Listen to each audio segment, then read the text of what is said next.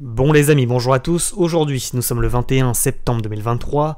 Suite au discours de Powell hier soir, nous avons eu un Bitcoin qui s'est fait rejeter aux environs des 27 400 $ sur trendline baissière, la trendline dont on avait parlé dans la dernière vidéo YouTube évidemment. Pour rappel, c'était celle-là. Point bas, point bas, point bas.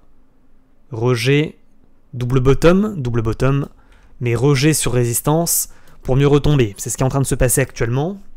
On avait dit la chose suivante également, sur cassure de ligne de coup de double bottom ici, potentiellement, ça pourrait commencer à être intéressant, c'est-à-dire au-dessus des 28 000, 28 500, 29 000 $. La grosse zone de résistance, on la rappelle, elle est située environ ici, ça correspond à la trendline baissière long terme, que vous voyez ici, évidemment, ainsi qu'à la MM100 de mémoire en vue, en vue journée. Donc au-dessus de ce niveau, on reprend finalement un cours plutôt bull pour aller rechercher les résistances, j'ai envie de dire moyen terme, aux environs des 31 000 $. En dessous, les birs conservent la main. Je pense qu'on est d'accord sur ce point, et c'est un rappel qu'il faut faire en début de vidéo YouTube. Donc ça, premier point. Deuxième point, on va analyser effectivement le dollar index, le Nasdaq, Capstable ainsi que l'agenda économique. N'oubliez pas évidemment de liker, de vous abonner et de mettre également un petit commentaire pour le référencement. Mais néanmoins, à court terme, je pense que cette trend est extrêmement importante. Et pour le moment, vous le voyez comme moi, on le constate ensemble aujourd'hui, pas de cassure de cette trend baissière par le haut.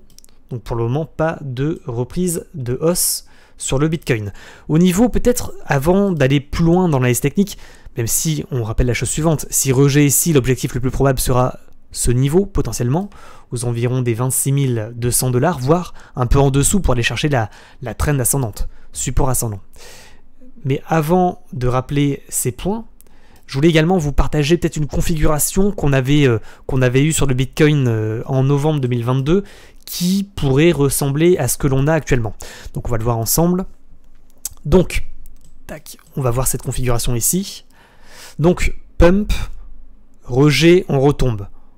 On relatéralise, on recomprime, on refait un rallye en cassant une résistance que vous voyez ici. Tac, on va peut-être remettre les tracés pour que je puisse vous montrer ça. Tac. Donc, compression de cours dans une sorte de range. Et ensuite, point haut, point haut, point haut, point haut. Avec ici, on va dire un rejet finalement sur une sorte de résistance ascendante que vous voyez bien ici. Puis ensuite, cassure de ce support qu'on avait, de cette résistance qui était devenue support, avec finalement double top, cassure, effondrement. Voilà. Et ensuite, on va chercher, à mon avis, la trend baissière qui était un peu comme ça. Et donc finalement, gros crash. Hein. Résumé, c'est ça. Hein. C'est rejet sur résistance ascendante. Finalement, dump, c'était 26% à l'époque. Donc cette configuration, elle est plutôt intéressante parce que je trouve qu'elle ressemble un petit peu à ce qu'on a actuellement sur le Bitcoin. Donc on va la copier-coller, évidemment. Tac. Avec effectivement ce pump and dump, latéralisation, rejet sur résistance ascendante pour dump. Donc on va retrouver cette config à mon avis. Donc c'était en vue journée, on a également cette configuration que je trouve en vue journée. Donc hop, voilà, ça c'était ce qui s'était passé. On va la remontrer, on va montrer le parallèle. Donc ici pump and dump, latéralisation de cours. Ok. Résistance que vous voyez ici, avec double top. Hein, latéralisation, résistance, on la casse. On va rechercher également une résistance ascendante comme ça. Et vous voyez, ici c'est un peu pareil, je trouve. Hein. Après, vous me direz ce que vous en pensez en commentaire, évidemment. Mais vous voyez, résistance, latéralisation de cours, cassure de résistance comme ici. Voilà. Et ensuite, une résistance ascendante, que vous voyez ici. Tac. Avec qui marque un rejet finalement sur résistance ascendante suite à la cassure de haut de range. Un essoufflement de la hausse et une réintégration dans le range qui marque finalement un signal de vente. Pour aller chercher en dernier lieu, si on doit effectivement réintégrer ce range, potentiellement ça serait une prise d'élan pour mieux casser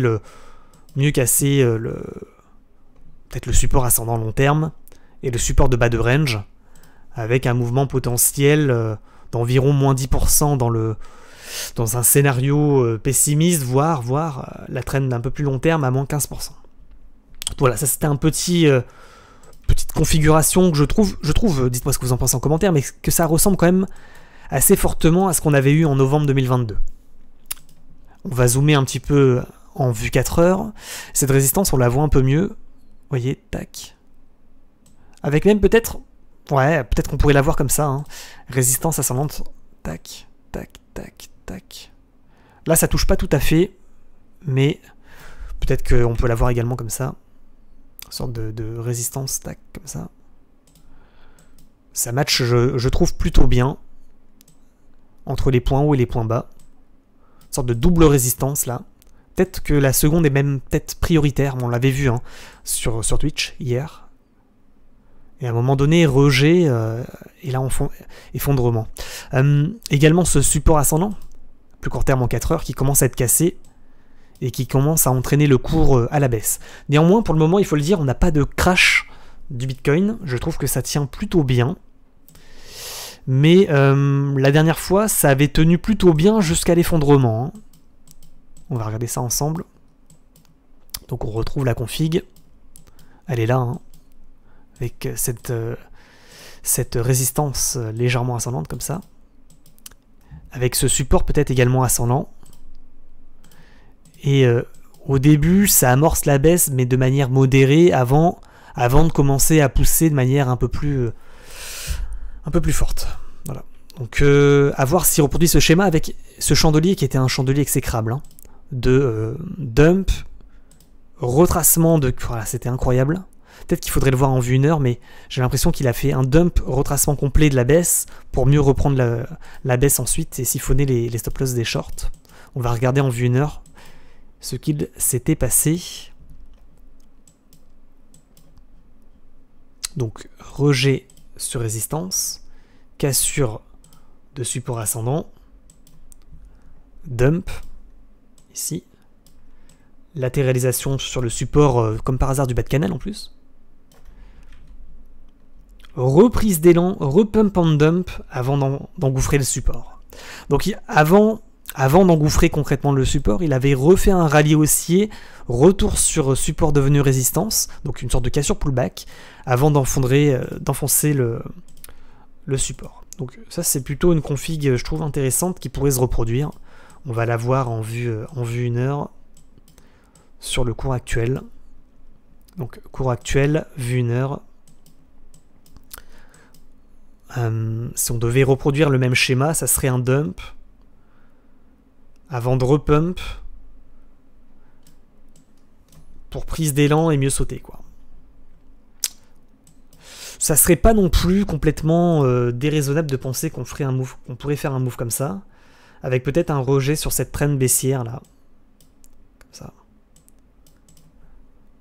Ouais, ça serait pas déconnant. Donc ça serait un dump de potentiellement 4%, de remontada siphonnage de stop de 3, pour mieux ensuite prendre de l'élan. Et alors la dernière fois c'était encore pire, hein. C'est-à-dire que il avait vraiment fait une cassure ici, retracement complet avant de dump. Là, ça serait vraiment salaud s'il faisait un move comme ça. Ça serait un dump de 4,5, repump de 4,5 avant de redump en dernier lieu, avec le gros mouvement en fin de course de moins 10, moins 15%. Bon, espérons que ce scénario évidemment ne se produise pas. Si on devait envisager le scénario bull, parce qu'il faut le faire quand même, on dirait la chose suivante. On a ce support qui devient résistance, sur lequel on s'est fait rejeter hier, mais là on pourrait recomprimer. Alors ça pourrait prendre soit quelques heures, voire quelques jours, soit effectivement on pourrait traîner ça pendant pratiquement un mois, hein, vous le voyez, hein, avec une sorte de compression de cours comme ça, qui pourrait se produire, avant de soit casser par le bas et aller chercher ce support, et former finalement la structure dont on avait parlé dans les dernières vidéos YouTube il y a 1 ou 2 mois, c'est-à-dire une sorte de reprise de baisse dans un canal descendant, que vous voyez bien ici. Tac, tac, tac. Ou une compression de cours pour mieux casser la trend baissière en vue journée, mieux comprimée, dans une sorte de triangle, entre la résistance descendante ici, et le support ascendant du bas de canal, pour mieux ensuite valider finalement la reprise de hausse, c'est-à-dire en rebondissant en bas de canal, pour mieux reprendre de l'élan, aller chercher le milieu de canal, voire le haut de canal. Voilà. Ça, c'est les deux gros scénarios. Hein. Donc on va résumer. Potentielle compression court, avec, à mon avis, une sorte de canal peut-être descendant qui commence à se préparer comme ça, dans lequel on pourrait rentrer, potentiellement. Et finalement... tac. Plutôt propre en plus, hein, je sais pas ce que vous en pensez, mais c'est plutôt propre de voir une sorte de canal comme ça qui pourrait se former au fur et à mesure des jours qui passent, avec pas de remontada, pas de grosses hausses comme ça, mais plutôt des compressions dans des sortes de structures en triangle de compression, ou canal légèrement ascendant ou descendant, pour mieux reprendre de l'élan et faire le prochain mouvement. Si on doit faire un move comme ça, ça serait un potentiel DOM de 15%. Et toutes les planètes seraient alors alignées, hein, notamment ce support long terme qu'on pourrait revenir chercher avec un objectif de cours sur la baisse de 22, enfin un Bitcoin à 22 000 $. Et là, sur la hausse, si on doit break out la résistance descendante, un potentiel pump jusqu'à 30 000, voire 34 000. Est-ce qu'il y a d'autres infos? Peut-être avec les bandes de Bollinger. Bandes de Bollinger, donc vous voyez, on voit cette vue en vue hebdomadaire sans les bandes de Bollinger, avec cet énorme double top, hein, on le répète à nouveau, et on le rappelle, à 25 300 $. En vue mensuelle, la clôture mensuelle aura lieu dans 9 jours et 10 heures environ. Pour le moment, on voit que le support tient bien, qu'on est toujours sous la moyenne des 100 dernières semaines, moyenne des prix des 100 dernières semaines, et en vue journée, toujours sous la même 100, qui sert de résistance, et qui est notre point pivot finalement pour potentiellement aller chercher le rallye haussier, pour aller chercher les 31. Hein, on répète, elle est environ située aux environs des 28 500 $. Au niveau des bandes de Bollinger, en vue hebdo, on se fait rejeter sur la moyenne mobile des 20 dernières semaines. Et à plus court terme, on a une tendance latérale qui commence à se créer entre 25 300 $ et les 27 300 $, avec un milieu de range aux environs des 26 000. Donc, entrée potentielle en range, c'est-à-dire que là, on est en haut de range, rejet, on va chercher le milieu de range à 26 200, 26 300. Et si on casse le milieu de range, objectif, bas de range, aux environs des 25 300. Voilà, je pense avoir été clair. Au niveau des moyennes mobiles exponentielles, peut-être en vue semaine, on se fait rejeter sur le ruban. Et en vue journée, donc on est en cassure pullback de moyenne mobile exponentielle, mais si on repasse en dessous, ça nous est confirmé, c'est-à-dire en dessous des 26 000, 26 200, potentiellement reprise de baisse pour aller chercher les 25,2. Ok. Je pense qu'on a fait le tour sur le Bitcoin. Pour terminer peut-être sur les marchés financiers traditionnels, on va aller vite. Dollar toujours extrêmement bull, bientôt la clôture trimestrielle. Et on va pas se mentir, pour le moment le support que vous voyez ici, en vue trimestrielle, à 102,6 tient bien. Avec un dollar qui reprend de la force sur le trimestre et qui montre une force acheteuse. La clôture aura lieu dans 8 jours et 10 heures. Et en vue mensuelle, un premier bottom, un deuxième bottom, un triple bottom, avec une ligne de coup environ à 105,5. Et pour le moment, cassure de trend baissière, et poursuite de la hausse. Pas d'essoufflement pour le moment de la hausse sur le dollar. Dollar qui tient bien, et qui par conséquent entraîne, évidemment, les autres actifs à la baisse. En l'occurrence, le Nasdaq, avec, on en avait parlé, un potentiel double top. Premier top, deuxième top, cassure de ligne de coup de double top, reprise de baisse sur le Nasdaq. Donc le niveau de support est environ situé sur la ligne de coup de double top aux environs des 14 660 points. Nous on avait espéré peut-être un deuxième top aussi haut que le précédent, voire légèrement plus haut. Pour le moment, c'est pas le cas. On voit que le rejet se fait avec un deuxième top légèrement moins haut que le premier top. Donc le deuxième top était à 15 650 points, et le premier top avait eu lieu à 15 970 points environ. Donc Nasdaq un petit peu en difficulté, il faut le dire, qui va rechercher la bande centrale de Bollinger en vue hebdomadaire, et en vue mensuelle, rejet sur la bande haute de Bollinger, et en trimestre, RS. On voit qu'on commence à avoir un chandelier, peut-être un petit peu d'essoufflement de la hausse. En même temps, c'est un peu normal, après une hausse quand même sur Nasdaq depuis le début d'année de 49%, il faut le rappeler. Donc résumé, le dollar qui continue sa hausse, le Nasdaq qui reprend potentiellement sa baisse et qui forme un double top, ça commence un petit peu à sentir le roussi. Néanmoins, tant que le niveau des 14 600 points résiste sur le Nasdaq, on pourrait rentrer en range. Voilà. Une sorte d'entrée en tendance latérale avec un potentiel triple top qui pourrait se former, qui serait finalement notre chance de sortie. Capstable qui est la capitalisation des stablecoins. Donc, vous voyez, cette énorme résistance qui devient support, en cassure pullback. Et le risque, on le répète, c'est une cassure pullback, reprise d'élan, on va rechercher la ligne de coup du double bottom, cassure de ligne de coup du double bottom, on va chercher l'objectif. S'il fait ce move, vous avez un Bitcoin qui s'effondre à 22 000 $. Voilà, c'est simple, c'est carré, c'est efficace, on le répète. Niveau de breakout potentiel et de crash sur le Bitcoin à environ 11,5%.